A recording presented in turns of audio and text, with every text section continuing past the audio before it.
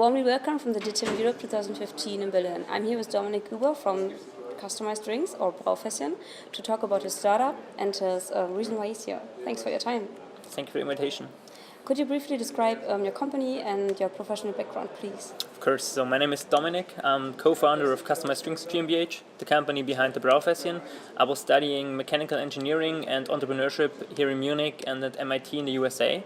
The Brauversion is the easiest and fastest way to brew your own beer at home. So we developed an intuitive website where you can customize your beer out of more than 100,000 varieties in just 3 steps. Then the first step, you choose the type of beer like wheat beer, dark beer, pilsner. In the second step, you can choose the intensity of hops and therefore the bitterness of the beer. And in the third step, you can add up to 3 natural flavors like grapefruit, honey, or bourbon oak, for example, which is made out of an old whiskey keg.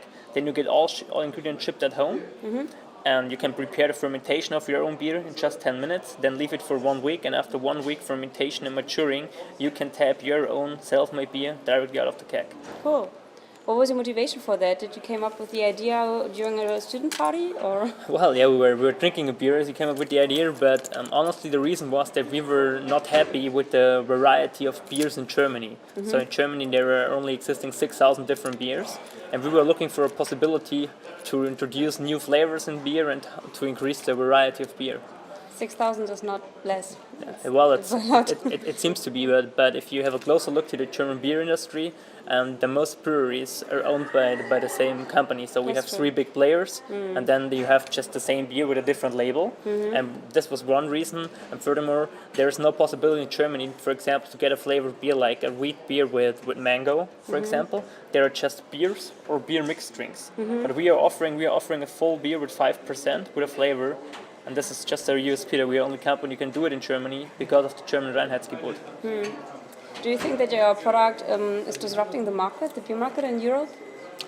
Well, I will not talk about disruption, because disruption would be a little bigger, I think so. But if we have a look, for example, at the development of the European beer market, so the usual sales of beer are decreasing 5% or 10% per year.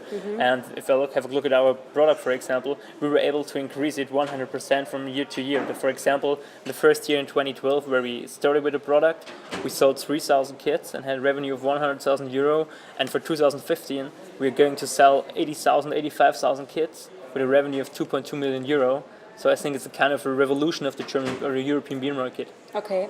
Are you also going to expand or just focus on the European beer market? Well, till the mid of 2014, we were focusing just on Germany and Austria, because we had the German product Brauversion. Last year we introduced an international version called Brew Barrel, and with Brew Barrel we are now already in United Kingdom and the Netherlands. And for the beginning of next year we're just about to set up a kind of royalty deal for the American market, because the USA have the biggest homebrewing market and they have the biggest trend to craft beers, so like special beers, and we're just about to set up a cooperation for the US too. Okay. What do you hope to gain out of this cooperation? Why don't you do it on your own? It's kind of, we had this question a lot of times, so we had always the discussion between focus and internationalization. And we also introduced another product by the beginning of this year. And so our plan is to focus with Brewer as well as our new product on the European market by ourselves and try to find strong partners for countries like the USA, for example, or for Asia, because it is not possible for us to do everything at the same time because we are a small company. Okay. What do you think are key factors for your innovative product to be successful? Well, I think so. It's always that we started with a kind of 70 or 60% solution of the product, and we're always listening to our customers. So we have 4 or 5 ways how we get customer feedback inside of our startup. Though it starts after a customer ordered at the website. There are 3 short questions. 6 weeks after the customer has received the brew barrel and have brewed their own beer, they will get a survey sent by email. And 2 or 3 months later, we call on those customers to get their feedback. And we always did. We got the feedback from the customers, brought it back to our R&D and product development, and then iterated our product all the time to just build a product which all the customers like, and try not to build a product we would like. Okay. Do you also use external resources or external sources to? Well, we have a strategic investor, so we have some resources at this company we can use, but the most we get out directly from our customers. Okay. What have been main challenges when starting your own company?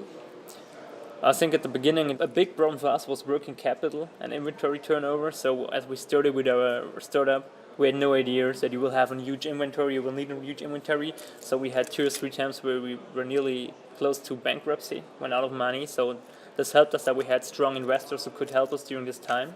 And furthermore, I think, especially at the beginning, it's kind of hard as a startup to get trust from bigger companies.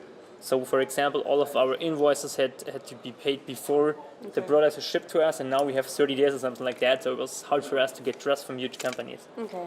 What brought you to the conference?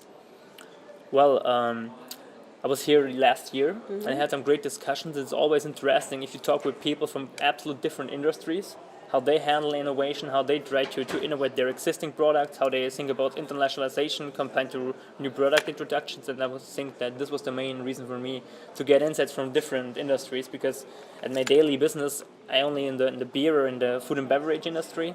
But for instance, if you have the possibility to talk with somebody from telecommunications or from energy markets, it always helps you to rethink some ideas inside your own company. And what has been the most important thing you learned from another industry so far here at the conference? Well, today was interesting for us because we were always not sure. Like, for example, our new product we introduced from the beginning, we were not sure if it's easy for a big company to duplicate it or to make a copy and do it by their own. Today I had a lot of discussions with people from really huge companies, so the companies that we are feared of copying our ideas.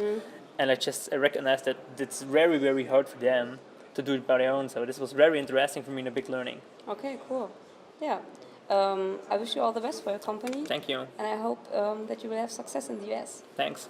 And see you next year again. Yeah, see you next Thanks year. for your time. Bye.